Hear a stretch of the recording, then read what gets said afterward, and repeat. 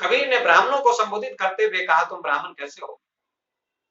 पहली जन्म जो ब्राह्मण होना मेरी को क्या पहनाया, वो जन्म की सुधरी पड़ो से तुम पाड़े क्यों खाया? तुम जनेऊ पहनते हो, अपने को ब्राह्मण कहते हो, लेकिन तुम्हारी पत्नी का तो जनेऊ संस्कार नहीं होता है। वो तो शूद्र ही होती है, शुद्री होती है। तुम उसके हाथ का छुआ हुआ क्यों खाते हो? उसके हाथ का परोसा हुआ क्यों खाते हो? उसके हाथ का भोजन बनाया हुआ क्यों खाते हो? उसके हाथ का भोजन क्यों करते हो? पहली जनेऊ जो ब्राह्मण होना मेरी को क्या पहनाया, वो जन्म की सुधरी पड़ो से तुम पाड़े क्यों खाया? पंडितों को उन्होंने संबोधित करते हुए कहा, क्योंकि ब्राह्मण को, पंडित को बड़ा अहंकार होता है कि हम ऊंची जाति के हैं, लेकिन पत्नी को जनेऊ तो नहीं होता है। पुरुष को जनेऊ होता है, लेकिन स्त्री को तो जनेऊ नहीं होता है। इसलिए स्त्री तो शुद्ध ही होती है। उसके हाथ का बना हुआ भोजन नहीं करना चाहिए पंडित को, ब्राह्मण को। बड़ी क्रांतिकारी बात कबीर ने की। सत्य कहा है और सत्य तिल मिलाता है। सच कहो तो मारन धावे, झूठे जगपति आना। सत्य कहता हूं तो मारने लग दौड़ते हैं लोग। कबीर कहते हैं मैं सत्य कहता हूं तो लोग मारने दौड़ते हैं। बात सच है। झूठे जगपति आना, और झूठी बातों पर लोग विश्वास करते हैं। कबीर में सत्य सत्य कहने का साहस था।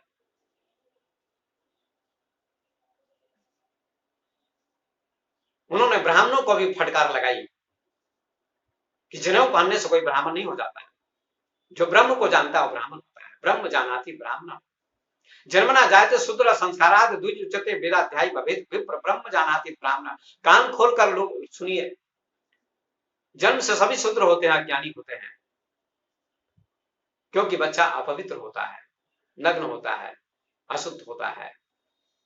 जब पढ़ता लिखता है, शिक्षा मिलती है तो शुद्ध होता है, विद्वान होता है, शिक्षित बनता है, संस्कारी बनता है, चाहे किसी जाति का बच्चा क्यों ना हो। जन्म से सभी शूद्र होते हैं, मतलब अज्ञानी होते हैं। जन्म ना जाए तो शूद्र संस्कारात् द्विज उच्यते, संस्कार से द्विज कहलाता है। दूसरा जन्म होता है ज्ञान का जन्म, संस्कार का जन्म होता है, विवेक से, बुद्धि से, ज्ञान से। वेदाध्यायी भवेत् विप्र ब्रह्म जानाति ब्राह्मण। वेदों का अध्ययन करने से विप्र कहलाता है, और ब्रह्म को जो जानता है उसका नाम ब्राह्मण होता है। इसलिए कबीर भी कहते हैं अगर तुम ब्राह्मण हो तो ब्रह्म को जानो। ब्राह्मण हो के ब्रह्म न जाने, ब्राह्मण होकर ब्रह्म को नहीं जानते हो तो तुम शूद्र हो। और उन्होंने और क्रांतिकारी बात की कि ब्राह्मण तुम हो, कोई शूद्र है, इसकी क्या पहचान है? क्या प्रकृति ने कोई पहचान बताई है, पहचानती है? नहीं। उन्होंने कहा कारी पियरी दूहु गाई, अता कर दूध तुम देहु भी लगाई। कारी पियरी दूहु गाई, ता कर दूध तुम देहु भी लगाई। ब्राह्मणों को संबोधित करते हुए उन्होंने कहा कि एक गाय काली है, एक गाय पीली है, एक गाय सफेद है। सभी गायों को तुम धूहो, उनका दूध निकालो तो सभी गायों का दूध सफेद ही होगा। काली गाय का दूध भी सफेद, और पीली गाय का दूध भी सफेद, और सफेद गाय का दूध भी सफेद होता है। काली गाय का दूध काला नहीं होता है, पीली गाय का दूध पीला नहीं होता है। सभी गायों का दूध सफेद ही होता है। इसलिए जितने भी शरीरधारी हैं, जितने भी लोग हैं, सबके शरीर में वही आत्मा है। वैसा ही खून है, वैसी ही हड्डी है, वैसा ही मलमूत्र है, वैसा ही मलद्वार है, वैसी नाक है, वैसे कान है, वैसे हाथ है, वैसे पैर है। सबकी रचना एक जैसी हुई है। माता पिता के रज वीर से सबकी रचना हुई है। इसलिए सभी प्राकृतिक रूप से समान है, न कोई ऊंचा है न कोई नीचा है। ऐसा कबीर ने कहा है। क्रांतिकारी कबीर का ये दिव्य संदेश है। इसलिए समझने की कोशिश करनी चाहिए। तो उन्होंने हिंदू और मुसलमानों को समता का संदेश दिया। उन्होंने मुसलमानों से भी कहा तुम मुसलमान अपने को कैसे कहते हो? सुनत कराए तुरुक जो होना, औरत को क्या कहिए, अर्ध शरीर नारी बखाने ताते हिंदू रहिए। सुन्नत कराए तुरुक जो होना, मुसलमान लोग सुन्नत कराते हैं, इंद्री की चमड़ी को कटवाते हैं, तो कहते हैं सुन्नत हो गई, हम मुसलमान हो गए। क्या जन्म से सुन्नत कराकर आता है कोई मुसलमान? नहीं, सुन्नत बाद में होती है। सुन्नत कराए तुरुक जो होना, औरत को क्या कहिए। कबीर ने कितनी सुंदर बात कही। कितनी क्रांतिकारी बात की, मुसलमानों को भी फटकार लगाई। उन्होंने कहा मुसलमानों सुन्नत कराए तुरुक जो होना, अगर सुन्नत कराने से कोई तुरुक हो जाता, मुसलमान हो जाता है, तो औरत को क्या कहिए, तुम्हारी औरत को, तुम्हारी स्त्री को तो सुन्नत नहीं होती है, वो तो हिंदू ही रहती है। अब शरीर नारी बखाने ताते हिंदू रहिए, स्त्री अर्धांगिनी कहलाती है, तो तुम्हारी स्त्री तो हिंदू ही है, क्योंकि उसको सुन्नत तो हुई नहीं, इसलिए वो हिंदू है तुम्हारे। मुसलमान में एक कैसी धारणा है, इसलिए मुसलमानों को भी उन्होंने फटकारा कि सुन्नत कराने से कोई मुसलमान नहीं हो जाता। दोनों को समान उपदेश किया है। हिंदू धर्म में ये विडंबना है, ये धारणा है कि ब्राह्मण ऊंचा होता है। नहीं, ब्राह्मण जाति ऊंची नहीं होती है, ब्राह्मण शब्द ऊंचा जरूर है। ब्राह्मण का अर्थ होता है जो ब्रह्म को जानता है, उसका नाम ब्राह्मण है। जो ब्रह्म को जानता है वह ऊंचा है, चाहे किसी जाति का क्यों ना। इसलिए ब्राह्मणों को भी उन्होंने फटकारा, ब्राह्मणों को भी उन्होंने सत्य कहा, मुसलमानों को भी उन्होंने सत्य कहा, दोनों को उन्होंने सत्य कहा, उन्होंने कोई पक्ष नहीं किया। आज भी उनके उपदेश की जरूरत है, उनका उपदेश समीचीन है, उपयोगी है, मानव जाति के लिए जरूरी है, इस पर चिंतन किया जाना चाहिए। डॉक्टर हजारी प्रसाद द्विवेदी ने भी लिखा है कि कबीर जैसा व्यक्तित्व लेकर कोई कभी कभी आता है। कबीर भीतर से कोमल, ऊपर से कठोर दिखते थे। वे वाणी के डिक्टेटर थे, सिर से पैर तक मस्त मौला थे। 1000 वर्ष के इतिहास में कबीर जैसा व्यक्तित्व लेकर कोई पैदा नहीं हुआ, ऐसा हजारी प्रसाद द्विवेदी ने लिखा है। भारत के महान दार्शनिक बुद्ध पुरुष ओशो ने कहा है, संसार में सारे महापुरुष अद्भुत और बेजोर हैं। बुद्ध, महावीर, कपिल कणाद, दादू दरिया, शंकराचार्य आदि भारत के महापुरुष, विदेश के महापुरुष सभी अद्भुत और बेजोर माने जाते और हैं, लेकिन कबीर अद्भुतों में भी अद्भुत और बेजोर है, ऐसा ओशो ने कहा। क्योंकि कबीर ने अपने अनुभव से कहा, कबीर ने शास्त्र की बात नहीं की।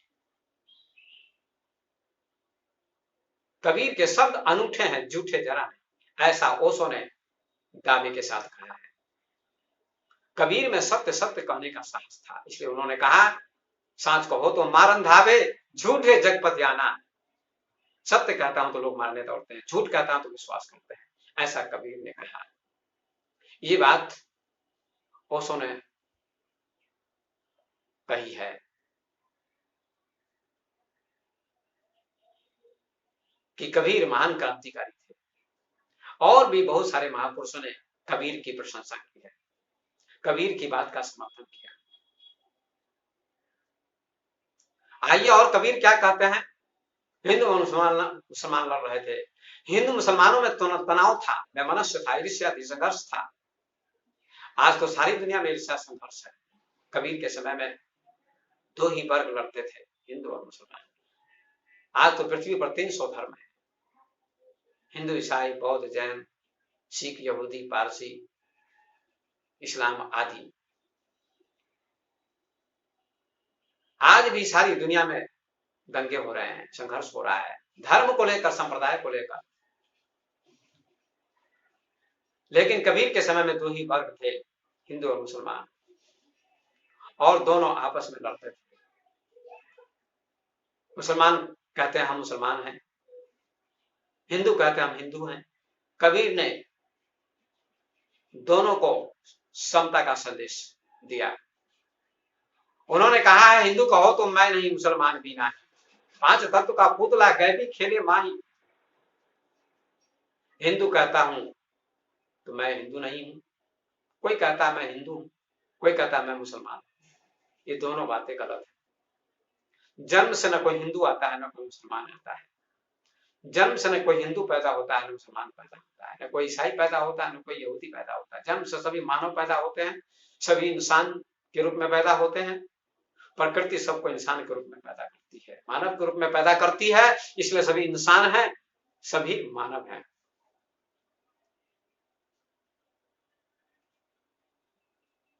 तो उन्होंने कहा हिंदू कहो तो मैं नहीं, मुसलमान भी नहीं, पांच तत्व का पुतला कह दिखे रे माए।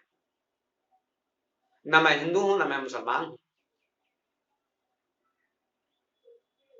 ये शरीर पांच तत्व का बना हुआ है, सबका शरीर पांच तत्व का बना हुआ है। हिंदू का हो, मुसलमान को का हो, बौद्ध का हो, जैन का हो, ब्राह्मण का हो, क्षत्रिय का हो, वैश्य का हो, शूद्र का हो, चमार का हो, भंगी का हो, विद्वान का हो, मूर्ख का हो, प्रधानमंत्री का हो, राष्ट्रपति का हो, चपरासी का हो, स्त्री का हो, पुरुष का हो, सबका शरीर पांच तत्वों से बना हुआ है। इसलिए सभी पांच तत्वों से निर्मित हैं, सबकी रचना पांच तत्वों से हुई है। कबीर ने बहुत क्रांतिकारी बात की। कबीर क्रांतिकारी थे तथा मानवतावादी थे। उन्होंने मानवता का संदेश दिया कि मानव मानव समान है, क्यों एक दूसरे को आप परेशान करते हैं, क्यों एक दूसरे से लड़ते हैं, क्यों विवाद करते हैं लोग। ये विडंबना है।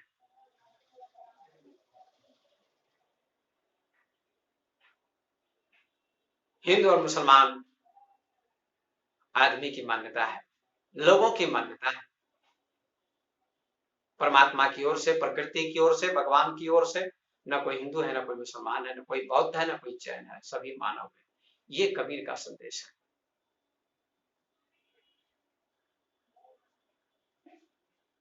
कितना सुंदर संदेश दिया है।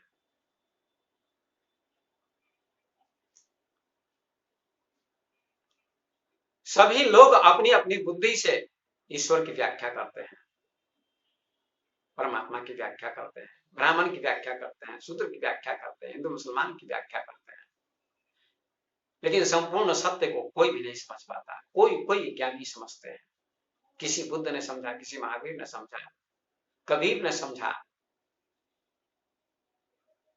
सत्य को। कहते हैं गांव में हाथी आया। हाथी विशाल जानवर होता है। उस गांव में 6 अंधे थे। उन 6 अंधों ने हाथी का स्पर्श किया, हाथी को छुआ। एक अंधे ने पैर को छुआ, एक अंधे ने सूंड को छुआ, एक अंधे ने पेट को छुआ, एक अंधे ने दांत को छुआ, एक अंधे ने पूंछ का स्पर्श किया, एक अंधे ने पैर का स्पर्श किया। सभी अंधे आपस में लड़ने लगे और कहने लगे हमारी बात सच है, तुम्हारी बात सच है।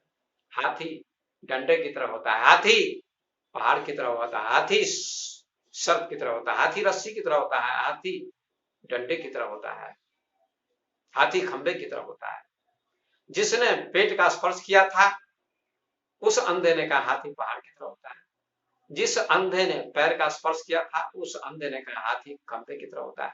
जिस अंधे ने सूंड का स्पर्श किया था उस अंधे ने कहा हाथी सांप की तरह होता है। जिस अंधे ने हाथी की पूंछ का स्पर्श किया था उस अंधे ने कहा हाथी रस्सी की तरह होता है। जिस अंधे ने हाथी के दांत का स्पर्श किया था उस अंधे ने कहा हाथी डंडे की तरह होता है।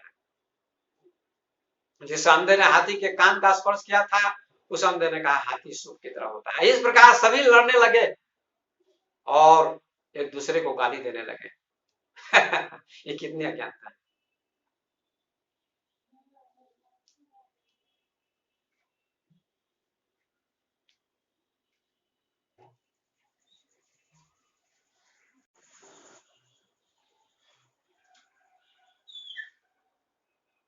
तो वे 6 अंधे लड़ रहे थे।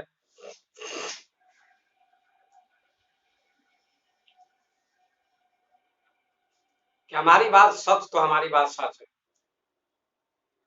काफी विवाद हो गया 6 अंधों में। एक आंख वाला व्यक्ति आया और कहा आप लोग क्यों लड़ते हैं। सब अंधों ने कहा हाथी ऐसा होता है तो वैसा होता है। सब ने अपनी अपनी बात बताई और कहा हमारी बात सच है तो हमारी बात सच है। आंख वाले ने कहा आप लोगों की बात आधी सच है, क्योंकि आप लोग अंधे हैं। आप लोग हाथी को देख नहीं सकते हैं। हाथी के अंगों का आप लोगों ने स्पर्श किया है, हाथी को आप लोगों ने छुआ है, एक एक अंग का स्पर्श किया है, इसलिए पूरे हाथी को आपने स्पर्श नहीं किया।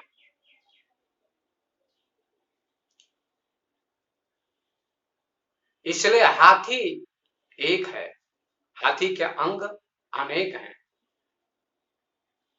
आप लोग लड़िए मत, झगड़िए मत। आप लोगों की बातें आधी आधी सच हैं। सभी अंधे शांत हो गए और अपने अपने घर चले गए। आंख वाला कौन है? ज्ञानी। संसार में सारे लोग लड़ते हैं, अज्ञानी लोग लड़ते हैं, अधिक लोग लड़ते हैं। हिंदू मुसलमान लड़ते हैं राम के लिए, खुदा के लिए, जाति के लिए, पाति के लिए, अनेक चीजों के लिए लड़ते हैं। ये विषमता फैली हुई है, ये विडंबना फैली हुई है। इस विषमता को दूर करने के लिए कबीर ने कहा कि राम खुदा एक ही है, वो सत्य एक है, सत्य विराट है। सब लोग अपनी अपनी बुद्धि से व्याख्या करते, वर्णन करते हैं। हिंदू अपनी बुद्धि से, मुसलमान भी अपनी बुद्धि से, ईसाई भी अपनी बुद्धि से व्याख्या करते हैं, वर्णन करते हैं। खुदा ऐसा है, खुदा वैसा है, राम ऐसा है, राम वैसा है, ईश्वर ऐसा है, ईश्वर वैसा है, गॉड ऐसा है, वैसा है। अनेक तरह की व्याख्याएं चलती हैं। ईश्वर खुदा खुदा राम सागर जैसा है। लोगों की बुद्धि चम्मच जैसी है। भला चम्मच में सागर कैसे आ सकता है? कैसे समा सकता है? कभी नहीं समा सकता है। चम्मच छोटी होती है, सागर बड़ा होता है, विशाल होता है, विराट होता है। ऐसे सत्य ईश्वर विराट है, किसी की बुद्धि में नहीं समा सकता। लेकिन लोग अपनी अपनी बुद्धि से व्याख्या करते, वर्णन करते हैं। और ये भी कहते हैं लोग कि ईश्वर ऊपर है। कभी कभी लोग कहा करते हैं, पढ़े लिखे लोग भी कहते हैं ऊपर वाला जाने। ऊपर वाला जाने मतलब ऊपर वाला आकाश में बैठा हुआ है परमात्मा ईश्वर, वह जानता है आपके मन में क्या चल रहा है।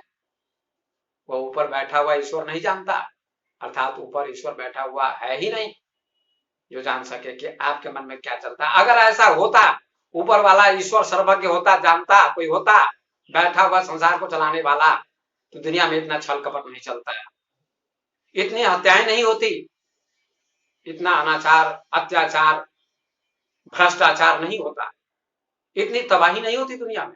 एक दूसरे से लोग लड़ते नहीं, क्योंकि ईश्वर तो सब जानता है, सर्वज्ञ है, तो सबकी बात को जान लेता और सबको दंड देता, सबके झूठ को पकड़ लेता। लेकिन नहीं, लेकिन पढ़े लिखे लोग भी मूर्ख होते हैं और कहते हैं ऊपर वाला जाने। ऊपर वाला जाने, नीचे वाला ना जाने, भीतर वाला ना जाने। सबके अंदर जो भीतर बैठा परमात्मा है, आत्मा है, चेतना बैठी हुई है, वही सब कुछ जानती है। आंखों से वही देखता है, कानों से वही सुनता है, नाक से वही सूंघता है, मुंह से वही बोलता है, हाथ से वही काम करता है, पैर से वही चलता है। वह चेतना, वह आत्मा, वह सत्य सबको जानने वाला है। उसने ज्ञान विज्ञान का आविष्कार किया, ज्ञान विज्ञान की खोज की, विज्ञान की खोज। आज हवाई जहाज की खोज, ट्रेन की खोज, बस की खोज, कार की खोज, मोटरसाइकिल की खोज, कंप्यूटर की खोज, मोबाइल की खोज, हजारों लाखों चीजों की खोज हो गई है, आविष्कार हो चुके हैं। बहुत सारी चीजों की खोजें हुई हैं, बहुत सारी चीजें खोजी जा चुकी हैं, हजारों लाखों चीजों का आविष्कार हो चुका है। इन चीजों का आविष्कार करने वाला कौन है? भीतर का चैतन्य, भीतर की आत्मा, वही परमात्मा है जो सब चीज का आविष्कार करता है। वेद ग्रंथों की रचना करने वाला भी वही है जो सबके भीतर बैठा है। क्या आपने कभी चिंतन किया, कभी मनन किया, सोचा विचारा गहराई में जाकर, आंखें बंद करके? कबीर कहते हैं आंखें बंद करो और ध्यान करो, चिंतन करो कि वेद पुराणों की रचना करने वाला, उपनिषद की रचना करने वाला, शास्त्र की रचना करने वाला कौन है? आदमी के अंदर बैठा हुआ चैतन्य है, छुपा हुआ चैतन्य है। वही चेतना जब जागृत हो जाती है तो व्यक्ति विद्वान हो जाता है, ज्ञानी बन जाता है। व्यक्ति भगवान बन जाता है। इसलिए राम को भगवान कहा जाता है, कृष्ण को भगवान कहा जाता है, शिव को भगवान कहा जाता है, बुद्ध को भगवान कहा जाता है। वे सब भगवान कहे जाते हैं क्योंकि उन्होंने अपनी चेतना को जागृत किया था। इसलिए बंधुओं, कबीर का क्रांतिकारी संदेश बहुत सुंदर है। समाज को उन्होंने समता का संदेश दिया, मानवता का संदेश दिया। कबीर क्रांतिकारी थे और मानवतावादी थे। उन्होंने बहुत अच्छी अच्छी बातों का उपदेश दिया है। तो मैं अपनी वाणी को अब विराम देता हूं। कबीर को समझने की जरूरत है। कबीर ने ऊंच नीच, छुआछूत, भेदभाव सबको समाप्त किया, हजारों वर्षों की मान्यता को समाप्त किया। इसलिए कबीर का संदेश सर्वग्राही है। कबीर के संदेश पर चलने की जरूरत है। मैं इन्हीं शब्दों को कहते हुए कबीर के उपदेशों पर चलने की